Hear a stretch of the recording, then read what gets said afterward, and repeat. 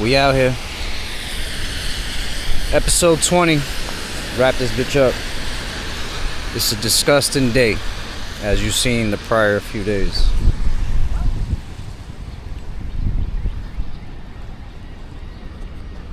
So yeah, maybe I see my boy later if it's still like this, which probably it will be, I don't know. I'll make a separate episode visiting him. My other homeboy told me to come through, so I'll see what goes on. Keep you posted. But yeah, make a move. Oh, raindrop on the screen. So I'll catch you in a few.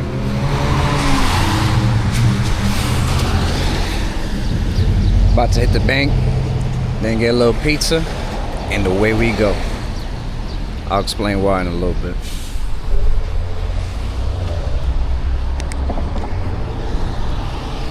So the reason I'm stopping at the bank is I've been creating this habit.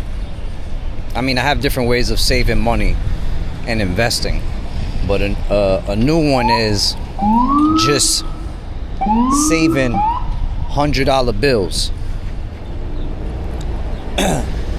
Some of you may be like, oh, you should have been saved $100 bills, or maybe I've been doing that. Whatever, that's you. But what I'm trying to do is something I learned. I forgot what video I was watching, but someone was talking about something called FU money. So pretty much like fuck you money. And that's not on the side for like emergency. That's for like when you want to invest in something and make a big move to just start your business. So I want that for new things to invest in, licensing, whatever crap that may come in the way that I get intrigued in doing, like LLC and all that type of stuff. So we'll see. But yeah, doing that. Finish my little clip. I already got the munchies, so that's why I want pizza too. Figure why not? Get a little something to treat. It's Friday, so a few people visiting me. And then maybe I'll chill my other boy instead and make the video chilling with him. So we'll see where we go with this shit. I'm kind of freestyling it, you know what I mean? But yeah, just wanted to drop that while I'm going to the bank. So I've been saving a bunch of hundreds. Feel me? I put in a black envelope and hide it.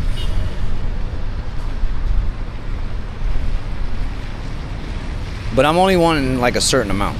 The rest I just throw in crypto because I'm trying to let that shit multiply. Feel me? So yeah, it's a little information on saving. Catch you in a bit.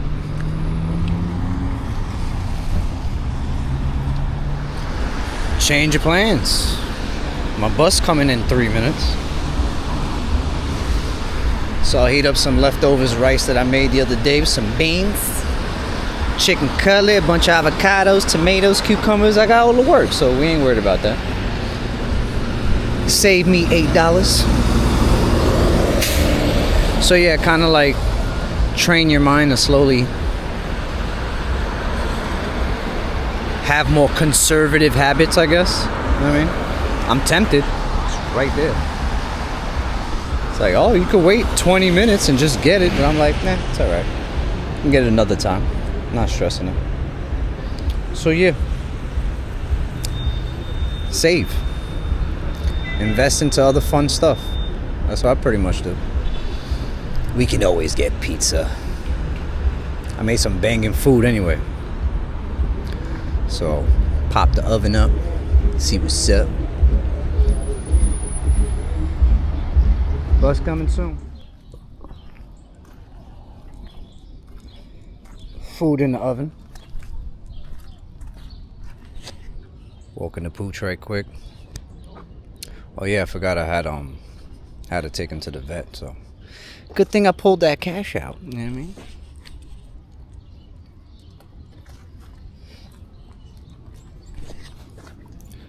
Had to change the zoom right quick. I was like, oh, hold on. That's way in there. So yeah, got some rice, beans, chicken cutlets in the oven. Eat some avocado and veggies. Chilling. Save some bread. Easy peasy. So I guess I'll rant on a little later about this Matrix. how I experienced it. I'll wear my mic, test it out. If I could link up with my other boy Crack later, I call him Crack. He's not Crack or a crackhead or nothing. That's it's one of his tag names, or Deadly Diamonds. I gave him that name. If we chill with him, then we'll get him on the show, and then we'll go from there. But if not, I'll rant a little bit about this matrix, about energy and all that. Break it down. You over here being like a cow.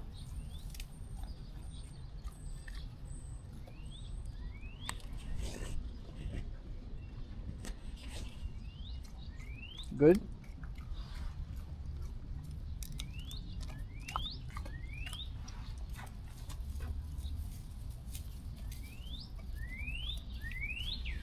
Somebody getting his greens in.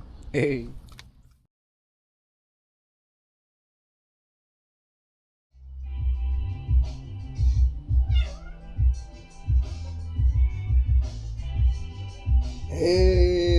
Hey. Steamy hot. Steam off the camera. This is how you do it.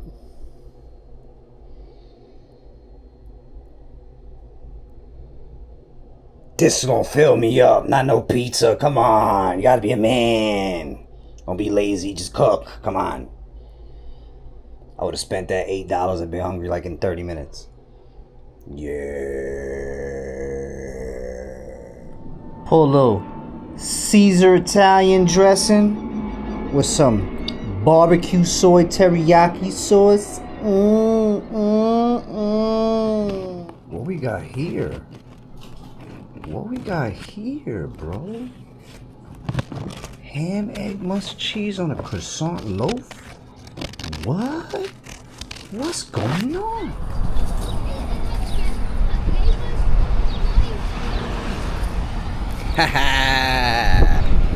We still on episode 20.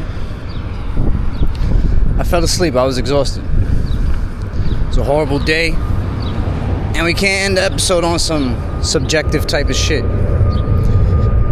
And I thought about it. If I'm doing this with no one on the video, might as well keep going. And I had a few more ideas that just popped in my head.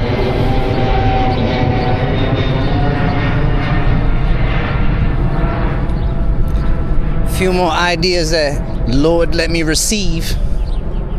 He was like, yo, why don't you just show him flat earth on the iPad and stuff like that? I'm like, true that.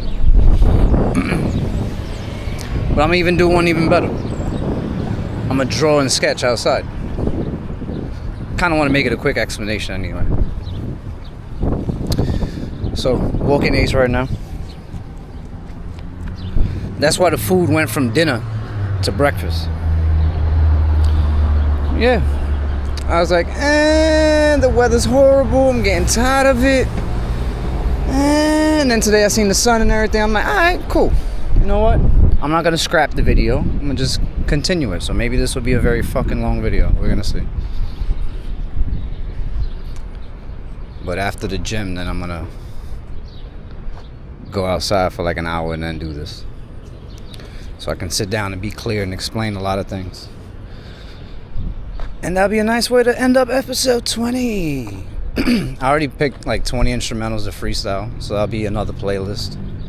That's not gonna be the next thing I'm doing, but I'll be working on that. So yeah, I got a couple ideas on the way, on the roll.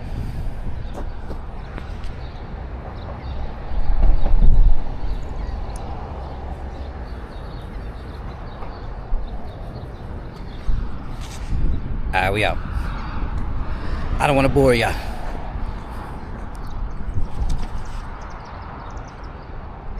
Thank the Lord.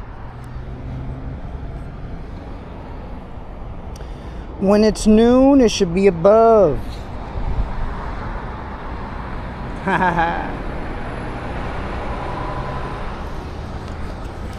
So another reason why I'm recording this, not this episode specifically, I'm just saying vlogging and explaining flat earth so people can realize God is real, one. And also, for all those fucking globe bots and faggot promoters, You can't explain this in a real live situation. That's your problem. Like, I'm arguing with one class ass clown on X right now, aka Twitter, about gravity. Gravity ain't real. Gravity's not real. The definition of gravity is something greater than you, bigger than you, is pulling you in. How is gravity real? How is gravity real and I'm not being squished to the ground right now? If gravity was real, you couldn't breathe because it's so light. So shut up. No, gravity's not real, stupid. Oh, you know, we're pressurized. Okay. And what about the vacuum in space then? What are you talking about? Of course we're pressurized. We got a fucking firmament above us. We have a cap on top of us, a dome, nigga.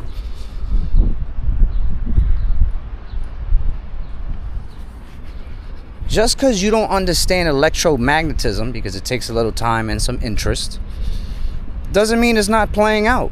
You're a fucking moron. How can you explain the position of the sun and the stars and the moon and all this shit with gravity? You can't.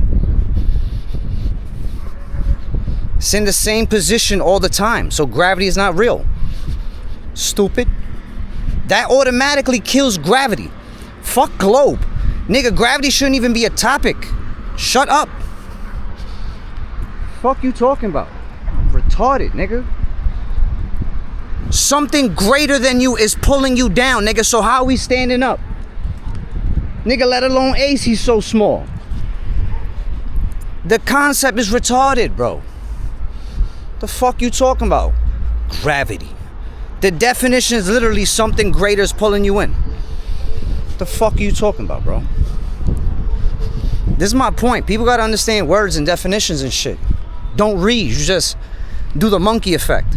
The monkey effect is called the 1,000 monkey effect. So I'm hopefully gonna start this howl, this for flat Earth. But basically, you just fucking regurgitating message over message like telephone. No, nigga, gravity's not real. Shut up. Fuck you talking about? But the moon doesn't crash onto the Earth, right? Because the moon is a rock. It's a rock floating above us, right? Not too far. Gravity is real. And for millions of years, the moon never collided with Earth. Shut the fuck up, bro. Because that's what would happen if gravity was real. Something great is pulling you down to the ground, right, Ace? Oh, boy. Nigga, allergies is flaring. But yeah, enough of that shit. So I need to say that. Gravity, nigga. Fucking gravity.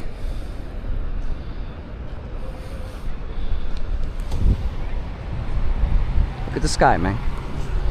It's a clear day, man. Come on, man. Come on, man. So bright, I can't even see. That's why I got the shades on. Matrix swagging. Come on, you know about the energy.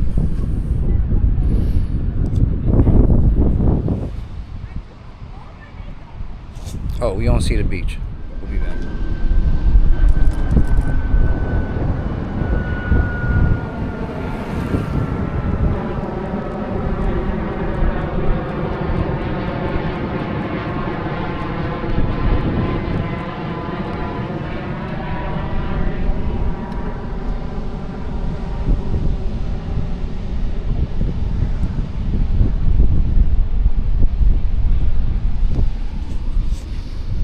When I draw it on paper, it's gonna make sense. That's all I know. Need to shave my neck. I need a little me time. I'm not gonna lie. I've been on edge for the past few days. Like learning, keeping up, recording, making moves, seeing people. Tired, bro. Then I gotta go to work and then continue this type of momentum. Another reason why I'm establishing all this recording stuff now, so at least I got a nice basis. Feel me?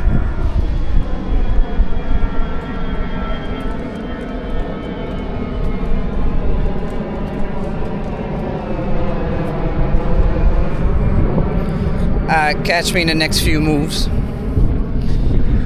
We see the Lord. Feel me? That old man walking behind me, he's like, oh, he from Korea. Talking about Ace. Ace is a Jindo. Yeah. Dude got lit. He was like, oh, I'm from Korea. I said, that's what's up. Aw, Ace is a legend. I know he wanted to touch Ace. I mean, he could have if he wanted to. Ace is chill. You hot, Papa?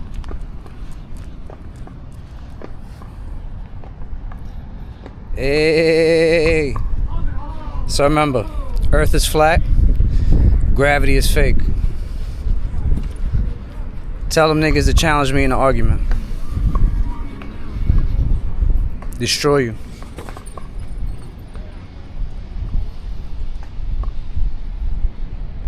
And you don't mention names of scientists that got paid by the oppressors and bankers. That's just retarded. Like, how you regurgitate information that's being paid to misinform you. Just like the education system, just like pharmaceuticals, all that shit's a scam. That's what you're gonna learn on my channel. A lot of shit's a fucking scam. I wanna take your money, take your energy, your currency, you paying attention. Nah. And you know what? I mean, in an existence of free will, again, you consent to it. So I know I previously mentioned that before. We in a game of consent. So play wisely. Life is not about what you have. It's about the choices you make that connect you to the next movement.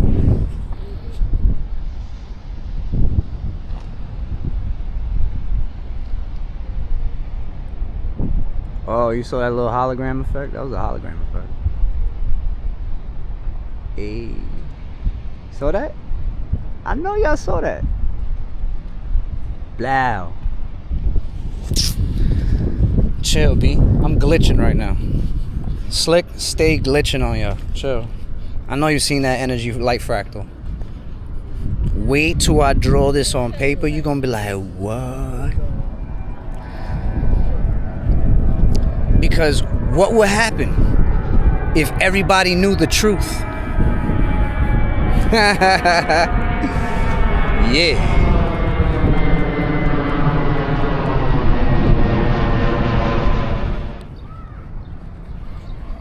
This right here like a picture. Look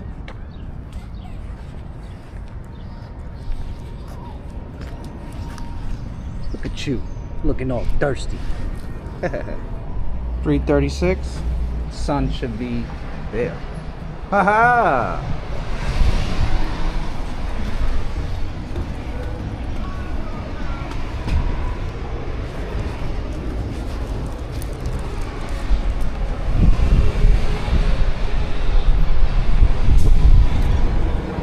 Beautiful day in the neighborhood, neighbor.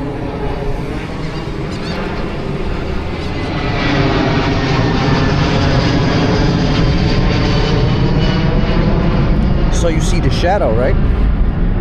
Why you see a shadow? Because the sun is behind me.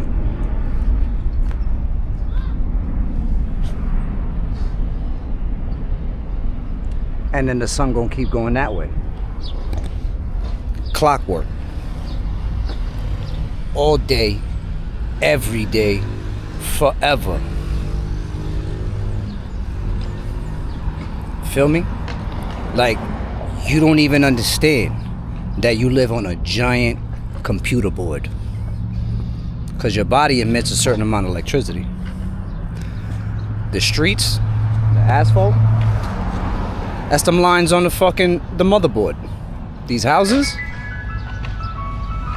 the square structures, if you look at it overhead, it looks like chips on a motherboard. Fucking your head up right now, right? You're in a hologram. Wake the fuck up. Ain't no ball. Ain't no space. It's called space for a reason. It's your fucking head. Can't feel it. Softy. Yeah, buddy. Look at that shadow. The shadow is forward. You can't get down no spinning ball. You get that on a stationary not moving ground, boy. What you gonna hit me with? Gravity?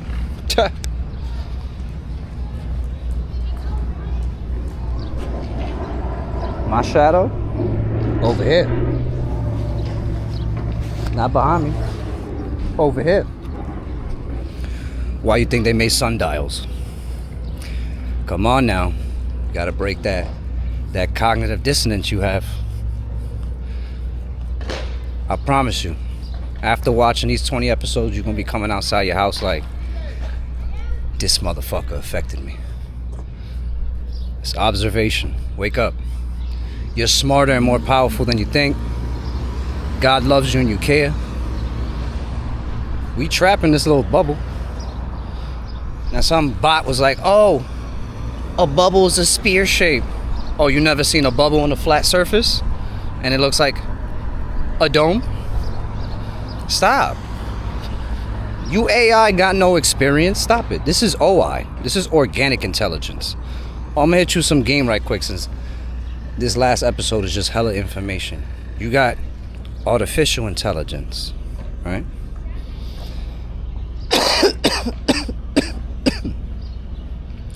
You got emotional intelligence. So you got AI. You got EI. You got I, which is just intelligence. Then you got OI, which is organic intelligence. And then you got UI, which is universal intelligence. Holla at your boy. And then what's YI? Your fucking intelligence. Patent pending right there. That's copyrighted by me. And put down some shirts and shit. So remember, AI, EI, I, UI, YI. Get your vowels in check, boy. Say fucking Wheel of Fortune, but we live on a Wheel of Fortune. Pun intended. Just like that sun, gonna spin around, and in the morning, gonna be over there, and then spin around. Woo! Right, Ace? Yeah. He be hot, he gonna be chugging that water. Alright, y'all. If you're wondering what I'm doing, I'm basically showing you that there's cameras everywhere. See a little fucking sensor blinking? Oh. And this isn't the project staircase, so people who think they're not being watched, you're always being watched. Or maybe you're just being constantly reflected through different lenses in this holographic world. I mean, we are all electrical energy, right? Yeah. You know where the sun is at.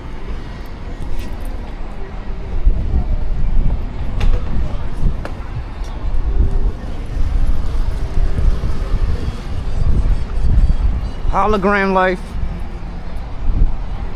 Hologram life. I'm gonna show you the other police box too.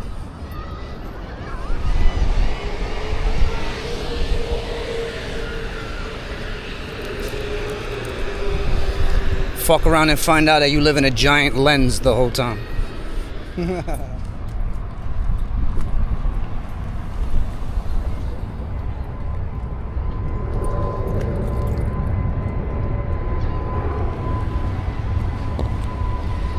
Told you. Clockwork, baby. All the time. Every day. Forever.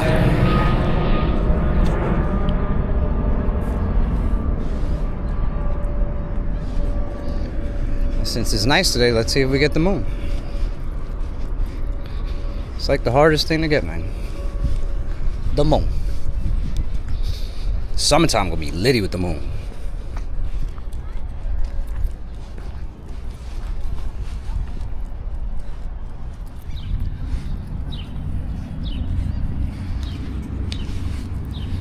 little bit of my old creativity. Painted this shirt like, I don't know, 13 years ago. The light, logic, and love is greater and not equal to Lucifer, the loot, or lust. Fire, right? Got it on the hands too? Why? Simple. Everything is symbology. And the symbols speak to you. You may not understand a word in a certain language or writing, right? A character. So symbolism. That's how I figured out a lot of shit in life. Symbology.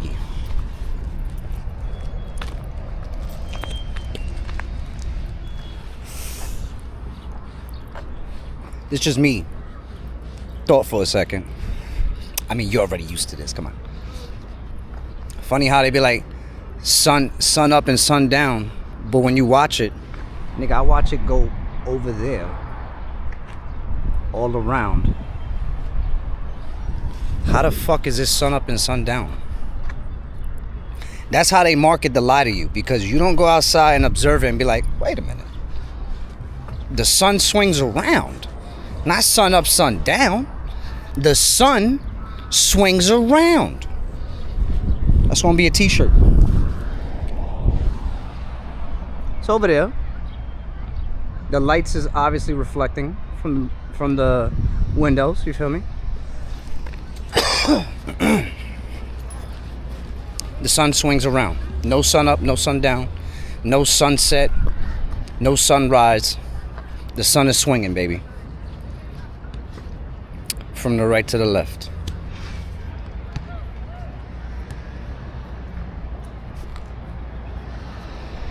From over there in the morning to over there late at the evening. That's where you got the sun. This, just to show you how easily programmable people are. Look at these girls. These girls out here looking like hoochie mamas. Hoochie! Hold on.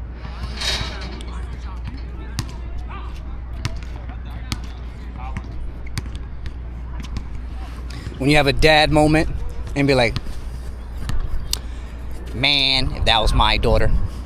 I'm just saying. For all you parents out there that got daughters, very easily moldable with the media. Oh, here's something for you to go down the rabbit hole. Look up media. MEDEA. Roman goddess of deception and shit. Oh. So the pronunciation, like I said, word mean things, right? The word is God. It sounds the same, but it's just spelled different. Does it mean have a different meaning? Same shit. So you got social media, mainstream media, Jewish media.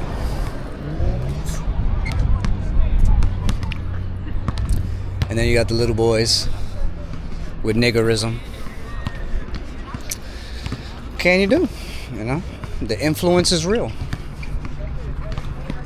I ain't gonna front. I was outside playing sports too, but I was in the lab cooking, researching, reading and questioning like, hey.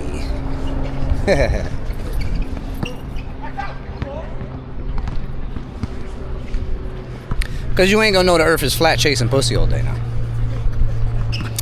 Come on, guys, change your game.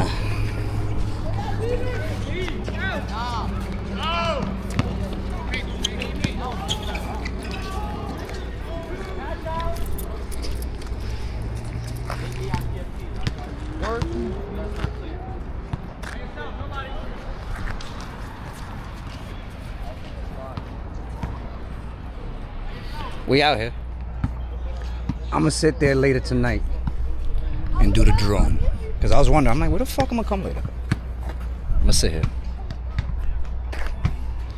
So I'll bring my tripod and shit and set up shop. This is just a little extra just to put in. Maybe you wanna follow me on on X, aka Twitter, after me showing you a little example of how I be violating with the truth.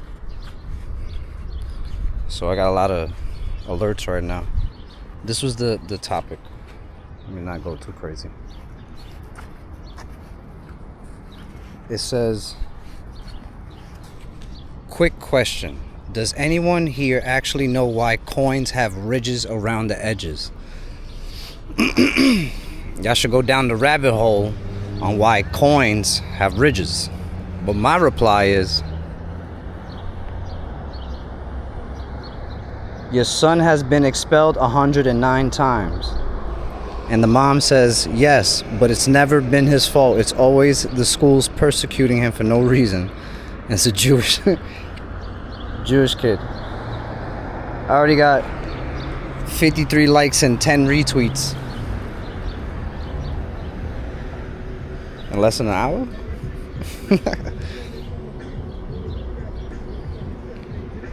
I'll be going off. Y'all gotta holler. It's good.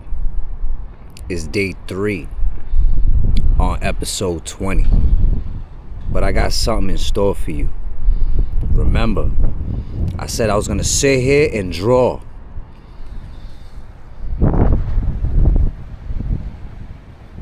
I'm here.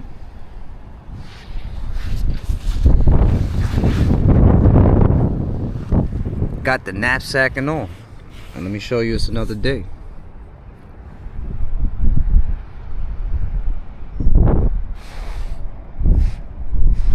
You see that shirt right there? Your phone watches you constantly. So if you don't know that, again, I'll be here to tell you. We spoon feed you like a baby, remember. You always being watched. Don't think you're not. Always. Remember, hologram. I'm traveling through this lens and coming out another lens, another screen. And then you absorb it through this lens and then you repeat it to, yo, it's crazy. Misunderstood. I'm getting little sniffles out here. Windy, you see? Cloudy. I'm trying to moon hunt, but it's cloudy as shit. But we're not gonna let that ruin everything. We're not gonna let the wind ruin blowing the paper, because I took out the paper to see. I was like, all right, let me see if I could do something funny. No, I got something better. Where do you think I get all this information from, besides observing and research? There's a group of people that keep sharing the information. That's our job, to keep doing that. So I have the videos to share with you. So please, keep watching. Enjoy the show. And before we do, let me show you something.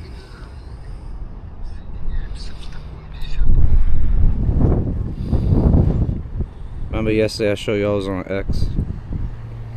That thing I put with the Jew? Y'all remember that? I had what, like 50 likes in like less than an hour or whatever. Look what happened 24 hours later. Look at the viral effect, and this is why I get shut down and censored. Look at this. Almost 2,000 people.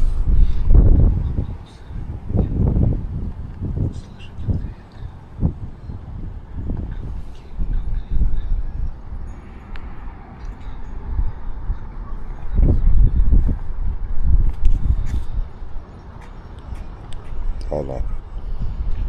Let's see. 1.9.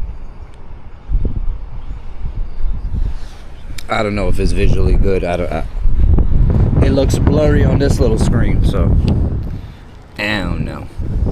But anyway, I hope this flat earth thing does the same. So please, enjoy the clips. I had fun. Thanks to everyone that's working together. Remember, God loves you. Just wake up. Please. Of the video, he shows a CD or a disc. He immediately draws the geometric shape of an oblate spheroid.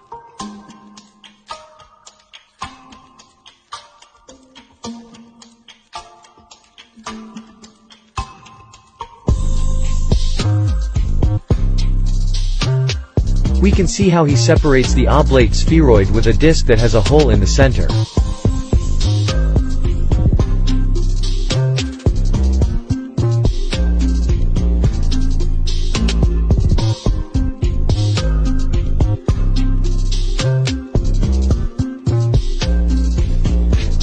Then, below he draws a circle with a swastika inside and immediately paints it completely black.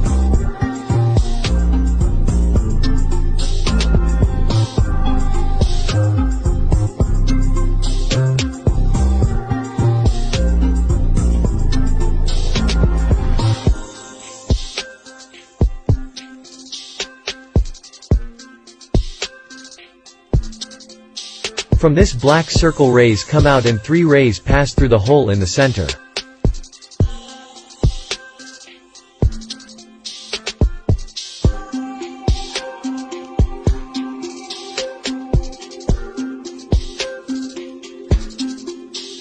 Below he writes, "Still."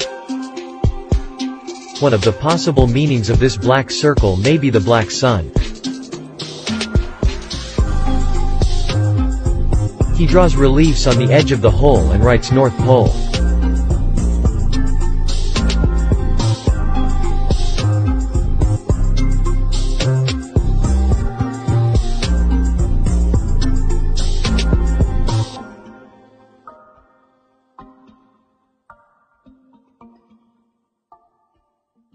And above this hole inside what would be the celestial vault he draws a star, the polar star or Polaris.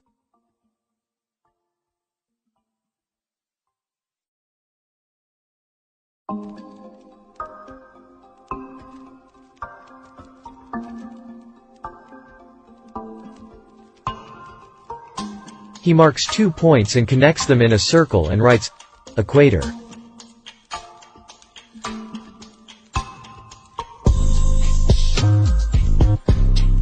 He draws 2 lines that go down from the polar star to the 2 points. The lines form a triangle.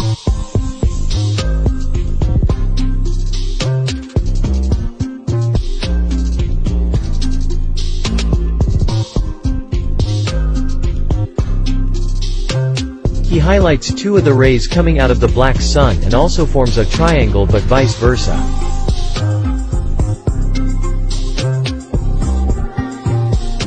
And he writes, as above so below. It's one of the 7 principles of Hermes Trismegistus. It appears on the Emerald Tablet and then in the Kabbalion.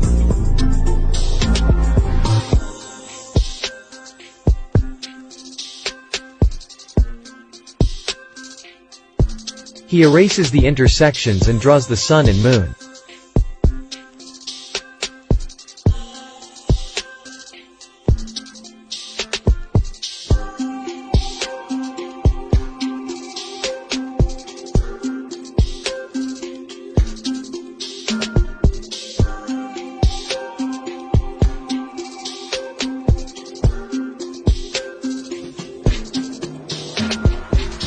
And he makes a gesture of rotation.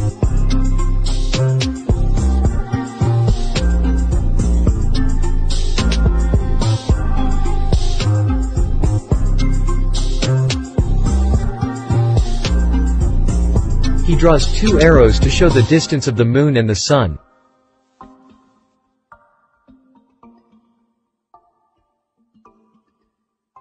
Both are 3,300 miles or 5,310 kilometers away.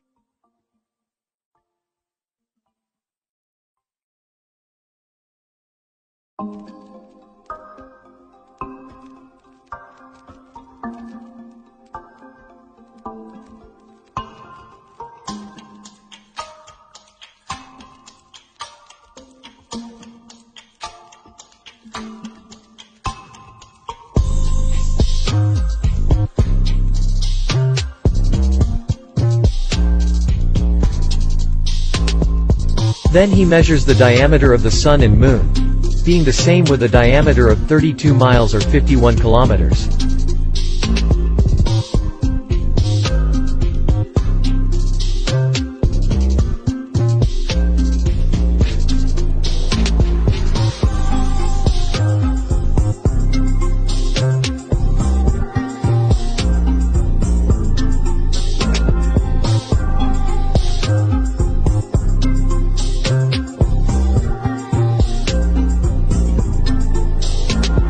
draws continents on the surface and on the other side as well.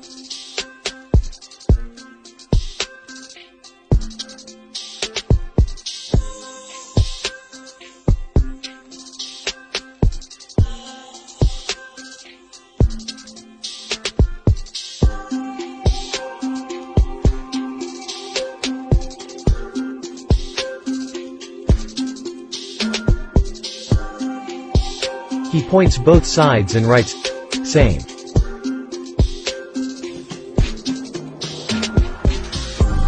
Below he writes summer land.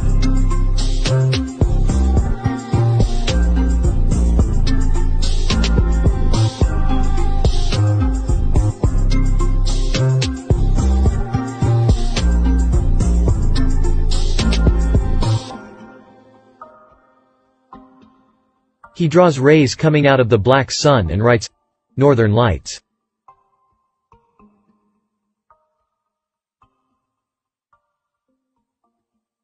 The center of the drawing is equal to the Mason symbol, which is a square and a compass.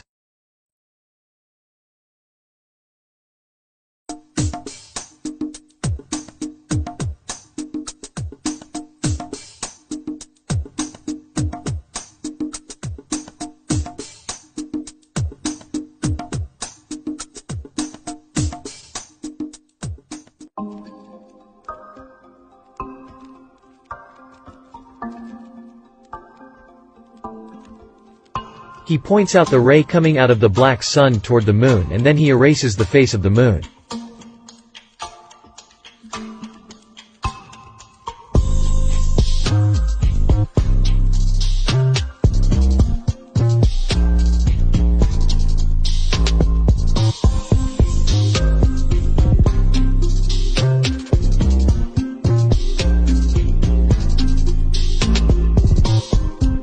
He makes signs explaining that the sun doesn't light up the moon. Who does it is the black sun.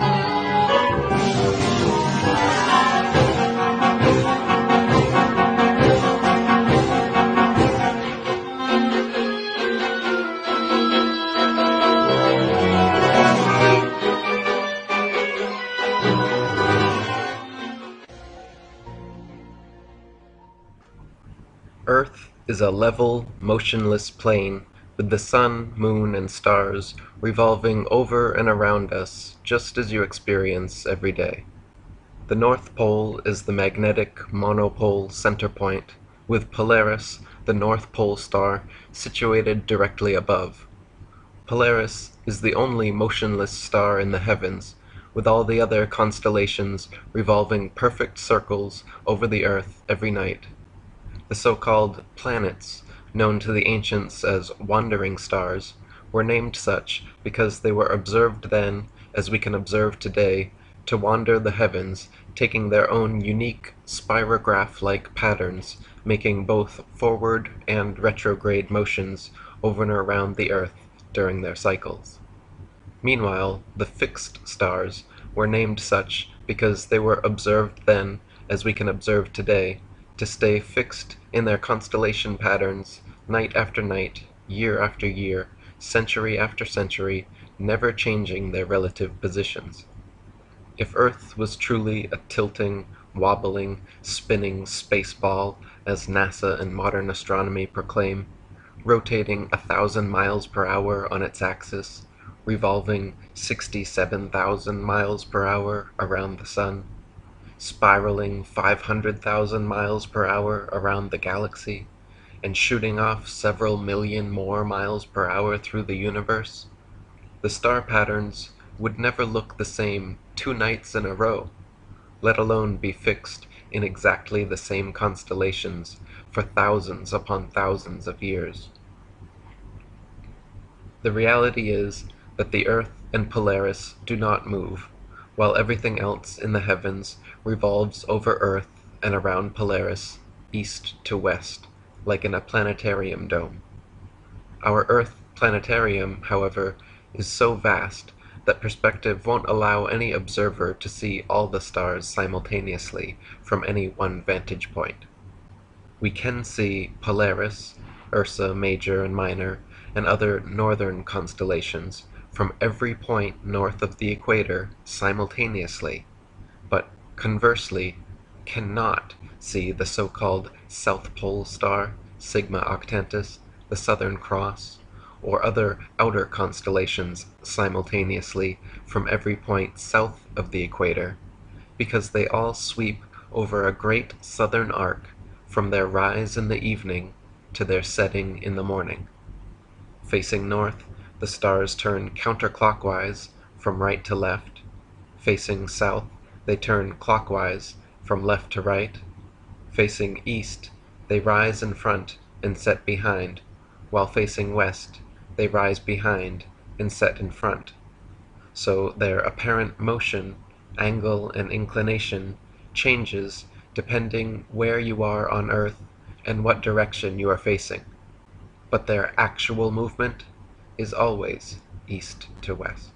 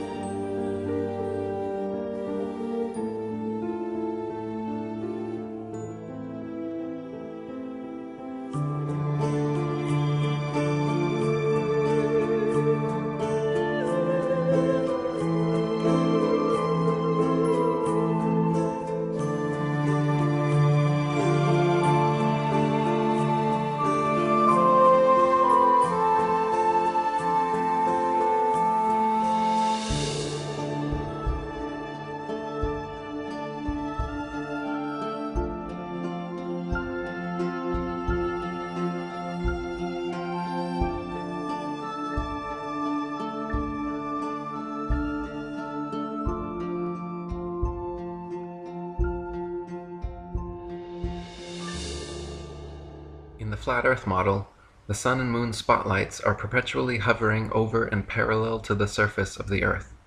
From our vantage point, due to the law of perspective, the day and night luminaries appear to rise up the eastern horizon, curve peaking high overhead, and then sink below the western horizon.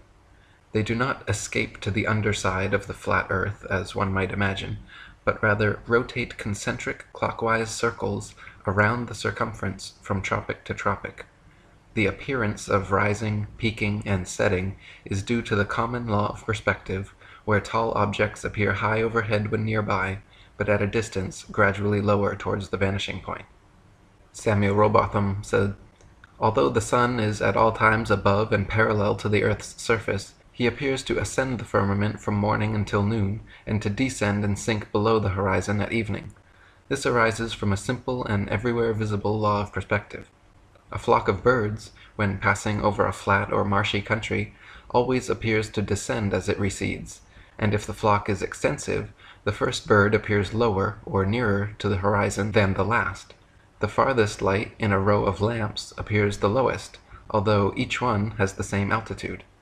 Bearing these phenomena in mind, it will easily be seen how the sun, although always parallel to the surface of the Earth, must appear to ascend when approaching and descend after leaving the meridian or noonday position.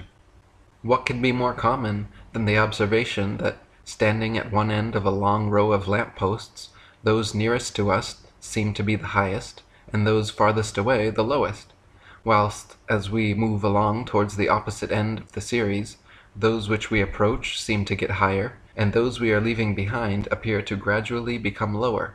It is an ordinary effect of perspective for an object to appear lower and lower as the observer goes farther and farther away from it.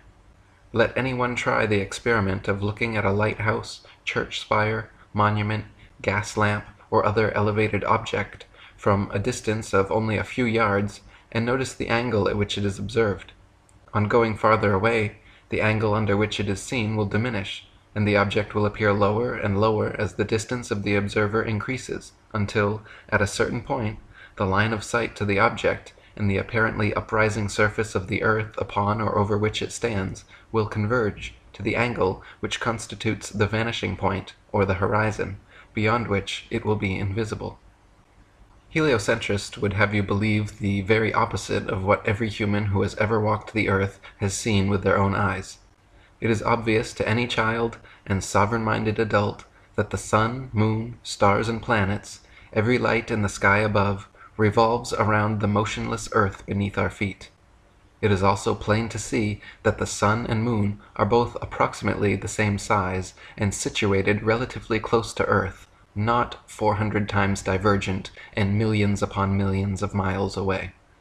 To abandon your senses and everyday experience in favor of such unfounded science fiction fantasies is a fallacy of appeal to authority so extreme that it leaves the brainwashed believer impotent to trust his own natural instincts and forever thereafter chained to the fantastical explanations of astronomical charlatans.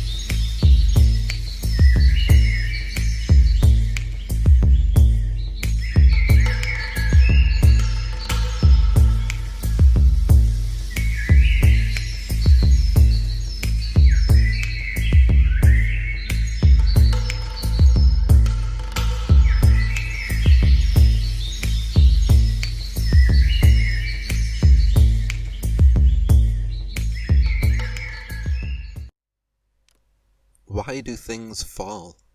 Like everyone else, I was told as a child that no one had properly answered that question until an apple unfortunately fell on the brilliant head of Sir Isaac Newton in the 17th century. The explanation is known all too well, given that it is repeatedly told to us from an early age. Why do things rise?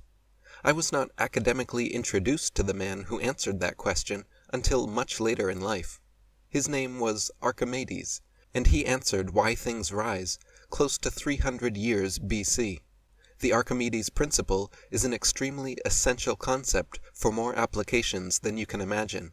The applications of this concept can range from estimating the composition of metal alloys to even lighter-than-air flight. A critical thinker should be perplexed by the fact that the answers to those two very similar questions are nearly 2,000 years apart. History seems to be the most unreliable of sources. I always found it very difficult to believe that the answer to those two very similar questions is not one and the same.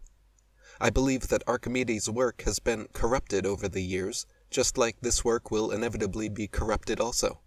I believe Archimedes also answered the question of why things fall nearly 250 years BC, but most of his work has been lost or changed, probably during the burning of Alexandria. Regardless of whether or not he answered that question, the fact is I do in this video.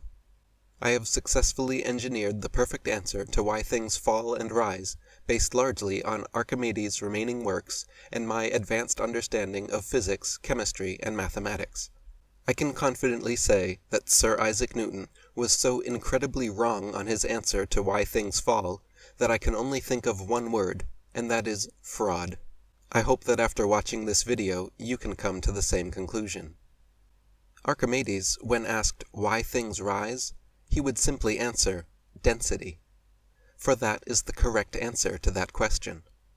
The Archimedes principle is that which governs the motion of helium balloons, hot air balloons, submarines, etc.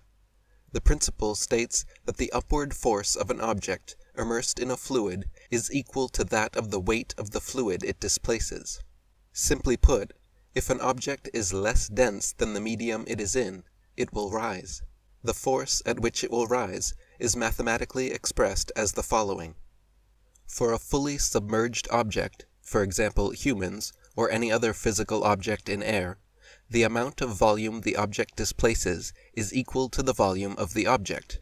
V displacement equals V object. Also, floating objects are partially submerged, and therefore the resultant force is practically zero at floating rest. The previous explanation has been good enough for everybody so far, kids and academics alike. This explanation of why things rise being solely based on the density of the object, and the density of the medium it is in, has always been sufficient for everyone.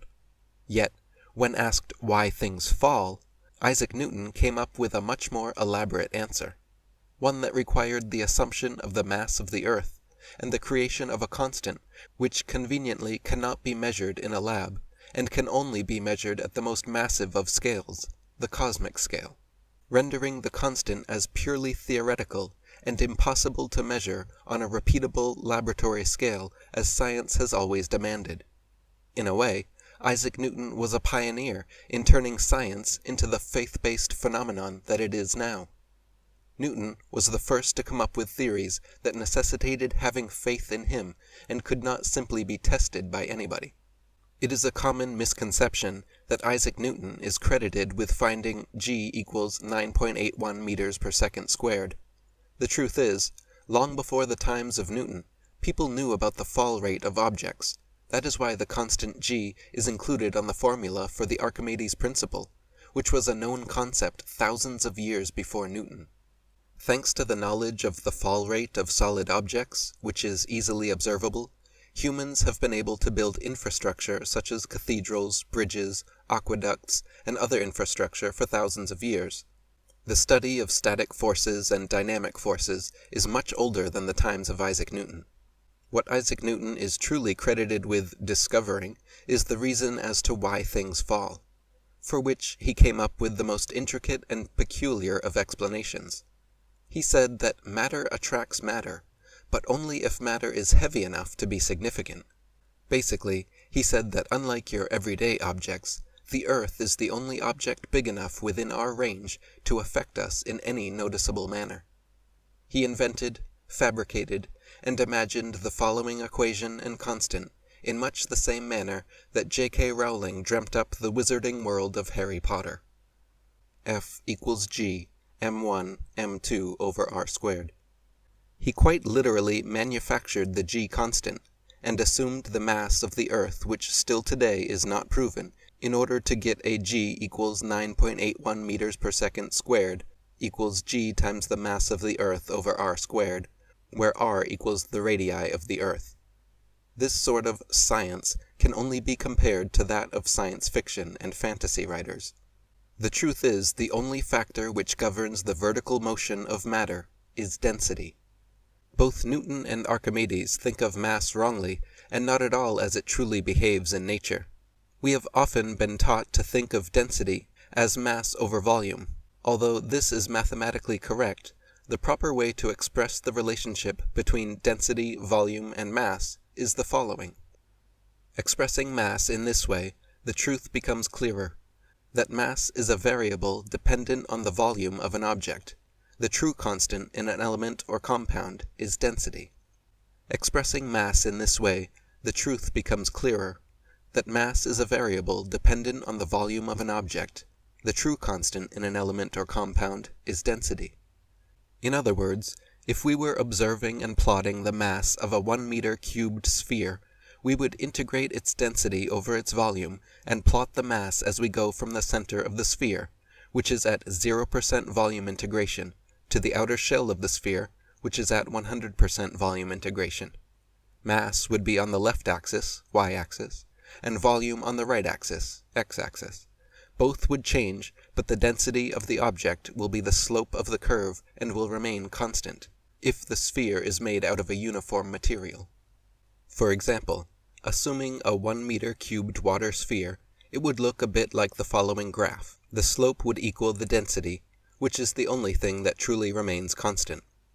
Understanding this statement is crucial to fully understanding how matter behaves, mainly because how matter behaves in a vertical direction is solely dictated by the density value of the object and the density value of the medium it is in, nothing else.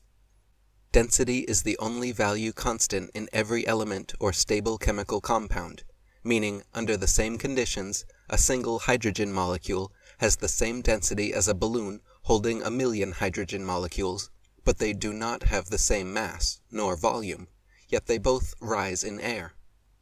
The law of matter. If the object is denser than the medium it is in, it will fall. If the object is less dense than the medium it is in, it will rise. In this video, I will prove without room for doubt that what we think of as the force of gravity and buoyancy force are actually one single force. A density force is the name of the force that determines and dictates the vertical motion of any physical object at free fall. This force governs the vertical interaction between different forms of matter, and the direction of the force is solely dictated by the difference in density between the object and the surrounding medium. The resultant vertical force of an object at free fall is what I call the force of density, and is written as such. Where V equals the volume of the object, G equals 9.81 meters per second squared, Pm equals the density of the medium, and Po equals the density of the object. Equation 1 is not only mathematically true and applicable to real life, but also the direction is self-determinant. If the density value of the object is greater than the density value of the medium it is in, the term inside the brackets will be negative, and if the density value of the object is lesser than the density value of the medium it is in, the term inside the bracket will be positive. If the difference between the densities is negative, then the value of the resultant force will be a negative term, indicating the direction of the force is downwards. This is consistent with real-life observations, such as a stone in either air or water, where the stone density would be heavier than the medium, and thus it falls. If the difference between the densities is positive, then the resultant force will be also positive, indicating the direction of the force is upwards. This is also consistent with real-life observation, such as a helium balloon in either air or water, where the helium balloon is much lighter than air, mostly nitrogen, and thus it rises. Therefore, using this formula is not just the proper mathematical description of the vertical force experienced by matter, but it is also a more convenient method than the traditional method, which unnecessarily separates the force of density into two forces, the force of buoyancy and the force of gravity. Equation 1 is just as accurate as the traditional method, because it is mathematically equivalent to the traditional method, but simplified, and displayed in the matter in which it should be displayed. The following is the mathematical proof of their equivalency. The traditional method equation for an object at free fall is the following. Assuming up is positive and down is negative, Fr equals the resultant force. But we know that the volume displaced for a fully immersed object is V displaced equals V object. Similarly, we also know it to be true that the mass of the object is equal to. Therefore, we substitute into the equation and we get, which by grouping like terms equals equation 1. Similarly, equation 1 can be simplified further to obtain only the acceleration of the observed object, and this is how it is obtained. This equation will be called equation 2, and it is instrumental in the experiments needed to prove that the constant g is indeed the constant fall rate of matter in empty space, and not the constant acceleration due to the gravitational pull of the Earth, as Isaac Newton claimed. Equation 2 shows that the rate and direction at which a material either rises or falls is solely dependent on a difference between the density of the medium and the density of the object.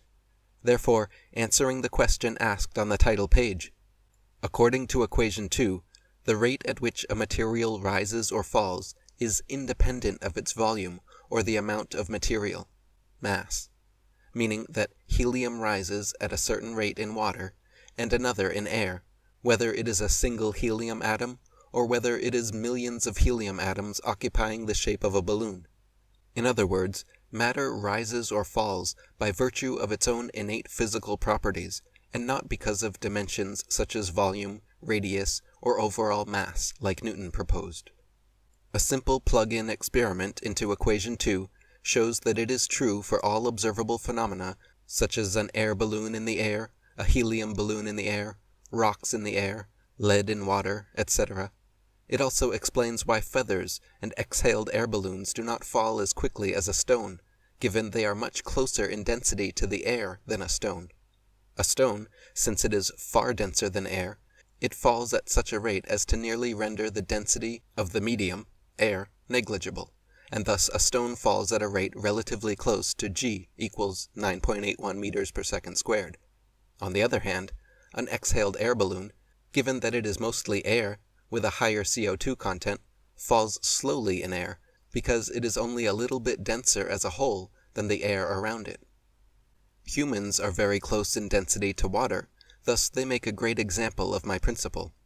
Most humans sink relatively slow in water, but some babies and people with relatively high body fat ratios can float with relative ease. There are also floating techniques that can help a human float in water.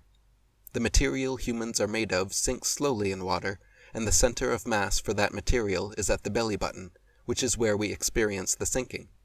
However, when we take lots of air into our lungs change density and become less dense than the water, and thus start pulling us up.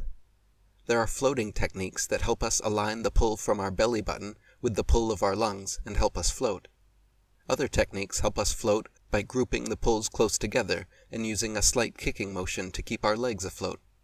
Similarly, you may have noticed that if we take in a lot of air into our lungs, descending becomes very difficult, but if we purposely exhale all the air in our lungs, we start to descend quite rapidly.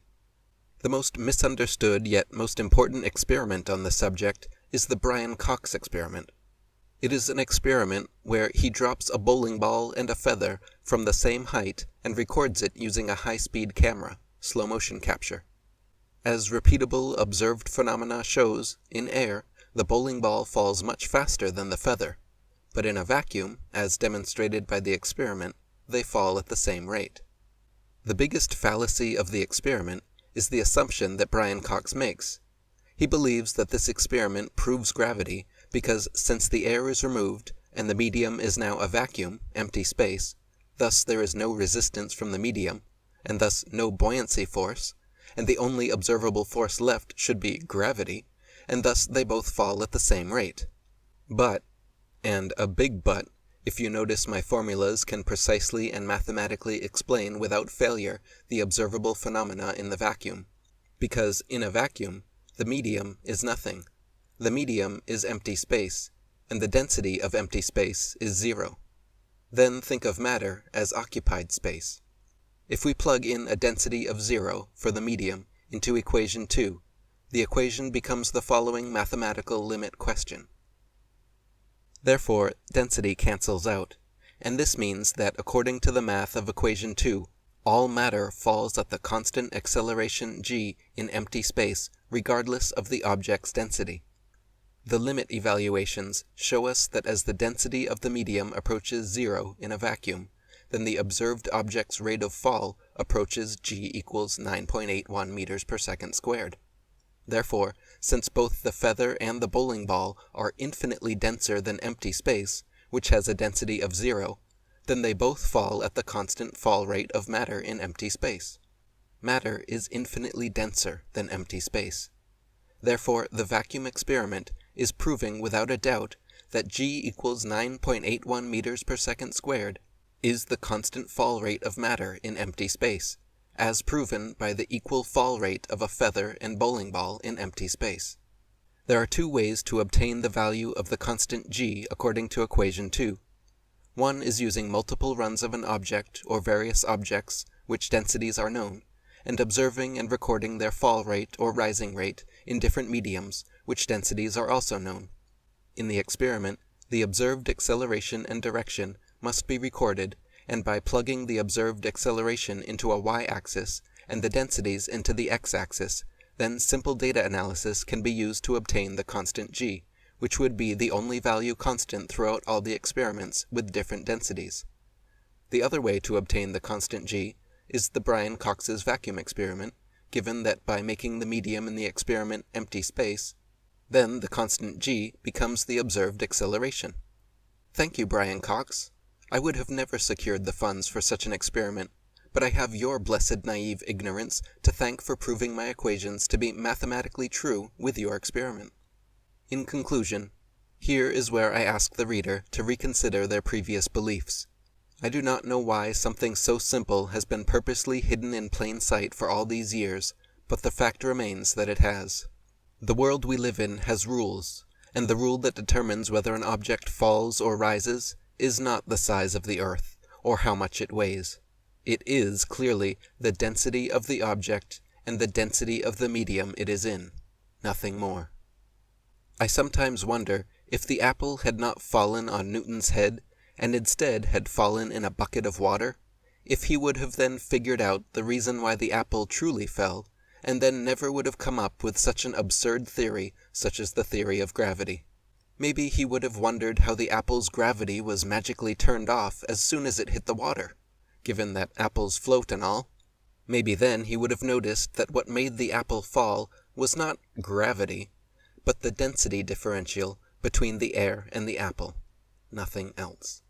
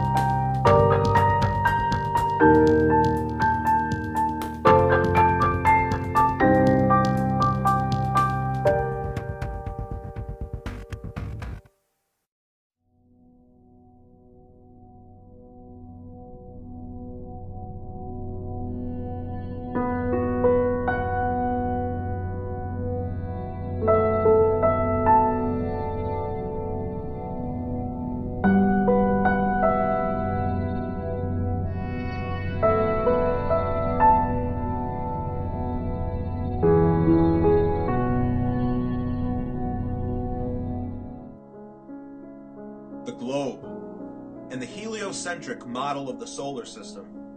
What a truly amazing accomplishment of man. It took the collective efforts of some of the greatest minds of all time, over 2,000 years, to invent this model.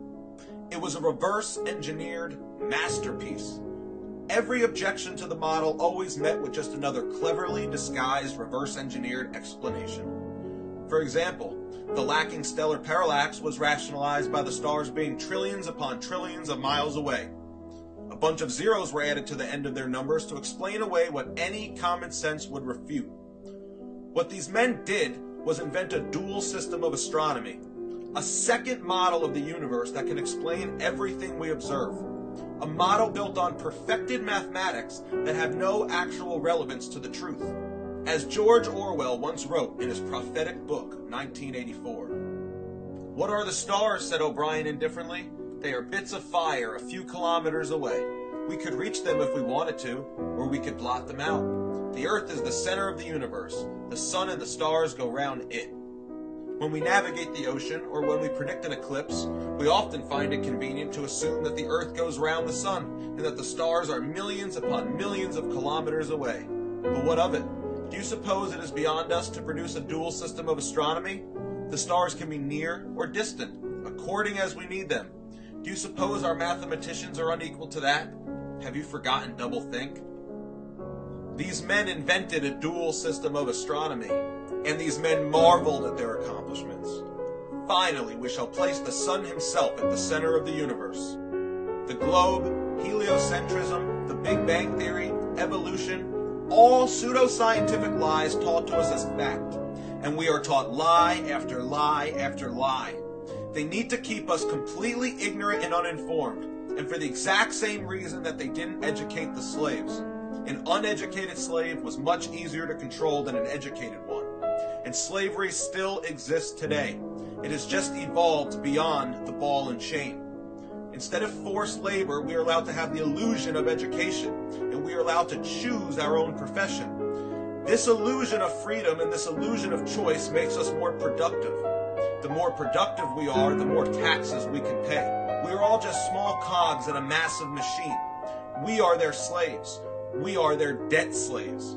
So like any slave, why would they ever tell us the truth? Knowledge is power, and he who holds the knowledge holds the power. They pretended to give us educations, but all it was a watered-down curriculum designed to prevent your mind from reaching its true potential. All it was government indoctrination, and people gobbled up lie after lie. All these lies serve one master agenda, and that's to remove God from creation. Their answer for a randomly created, godless universe was the Big Bang Theory, which requires spherical-shaped stars and planets formed through gravity to even be plausible. It doesn't work if the Earth is flat. How could they go about creating a theory of how a flat Earth, with all the heavenly bodies revolving around it, could be randomly created without the intelligence of a supreme being? They cannot. A flat, geocentric Earth proves creation, and this is a huge problem for the people who possess the power here on Earth. And here's what it all boils down to. No one can serve two masters. Either you will hate one or love the other. No one can serve both God and money. No one can serve both God and greed. The Bible clearly describes a flat and stationary earth with boundaries, a beginning and an end, as all things have. So if the earth were flat, it would prove God's word, and Satan is constantly telling us the opposite of what God's word tells us. All of Satan's lies blind us from the truth and lead us further away from God. They work hard to try to hide God from us because no one can serve two masters. They want money to be your master. They need you to be a debt slave to their grand monetary Ponzi scheme, because it is you, the common worker, that keeps this matrix alive and functioning. If people knew 100% that God is real, that there truly is an afterlife, and that this physical state we are in is only a tiny blip on the radar, they would stop showing up to their dead-end jobs working for slave wages, and they would stop being debt slaves to the bankers who rule over us, and people would choose to serve God instead of money. The entire system would collapse.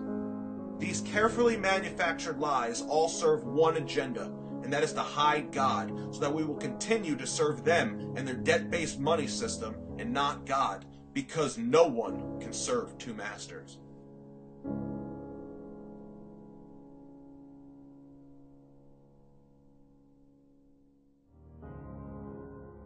Hello, it's me.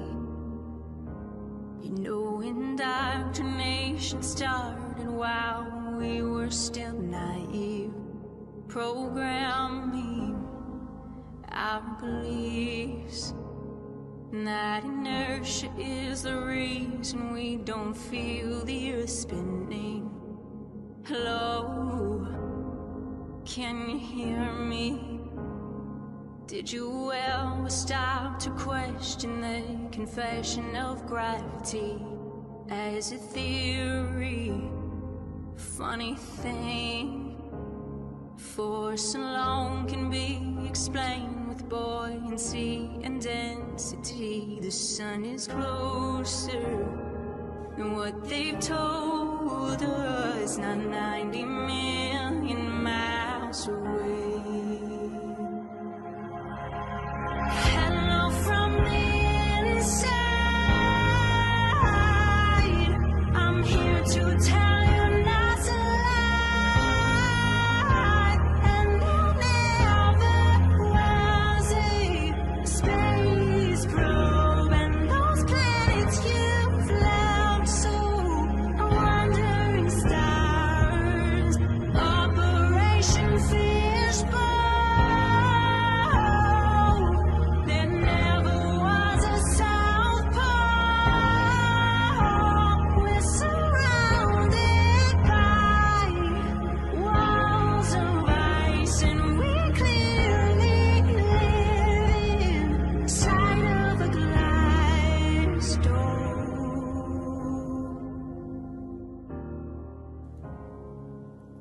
Hello, how are you? Did you get a chance to join Flat Earth and Globe discussion group to discover all the truth? How the sun, the moon, the stars are all revolving around you. There's no more secret. The earth is stationary, it is fixed, unmovable. Hello from the brighter side. They fooled you with that CGI. Sending rockets into the sea, and they're faking that life. ISS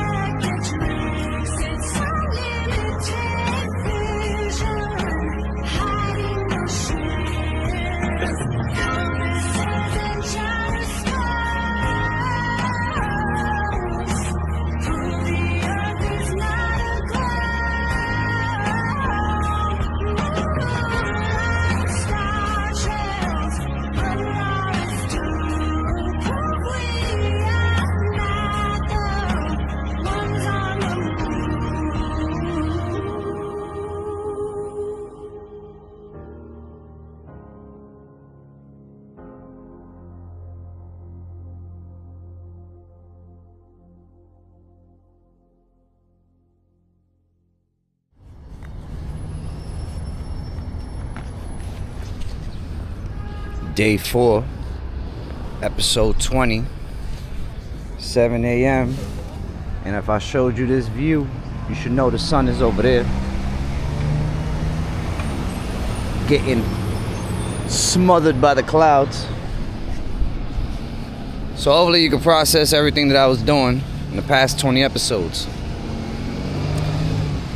You know, you can like, subscribe, comment, tell a friend, tell an enemy, tell a stranger, whatever you want to do. We got to keep creating, keep making, stop the consumption, and we got to move on.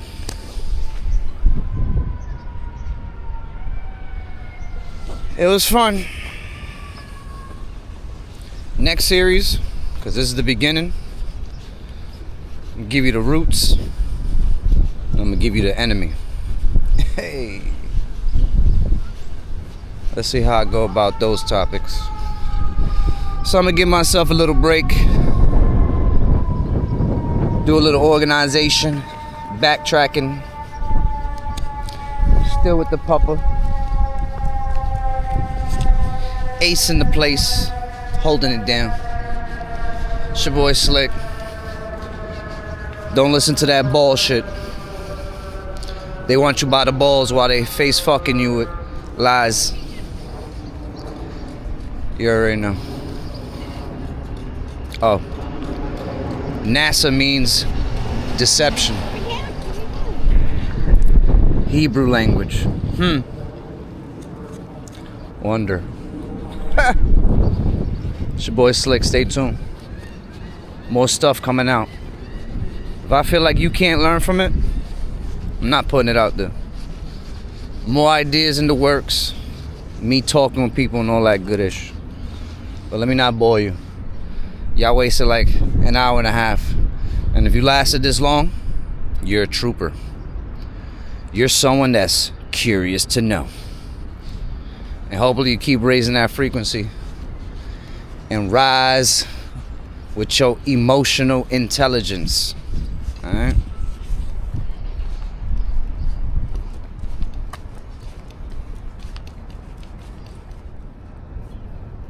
Remember I was looking for the moon? There it is. Hold on.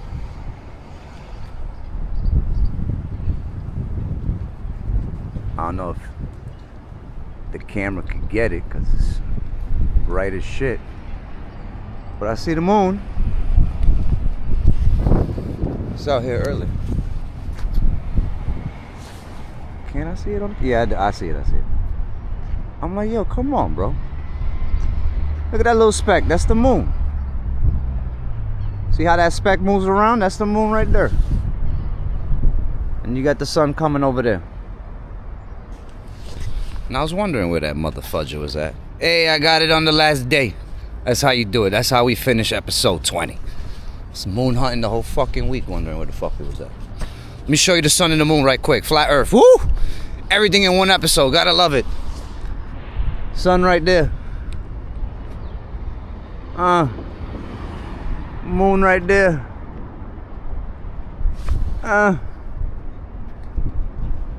Sun right there. Moon right there. And you can see that while we're spending thousands of miles an hour? Wow.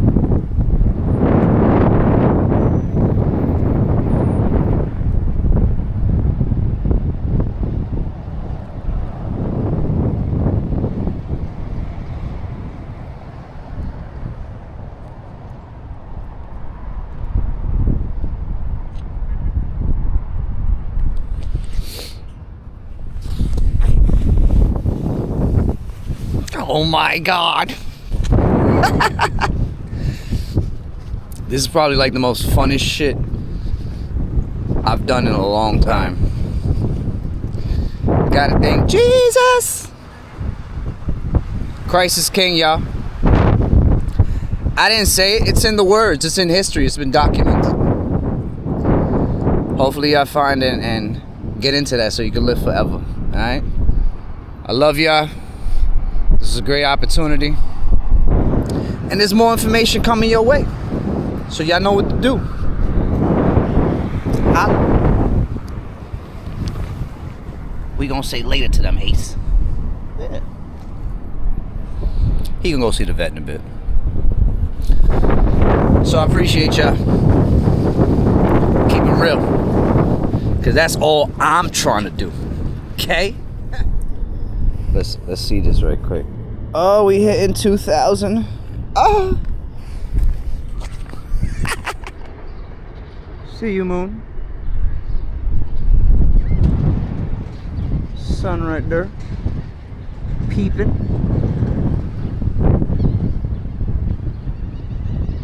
Moon boy. Moon boy.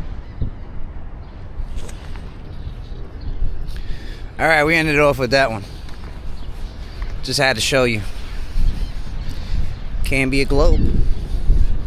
It just can't be.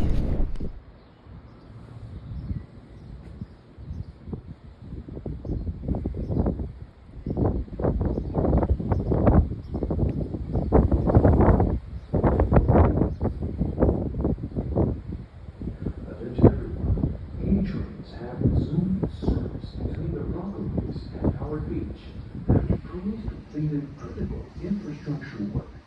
Thanks to Godbless.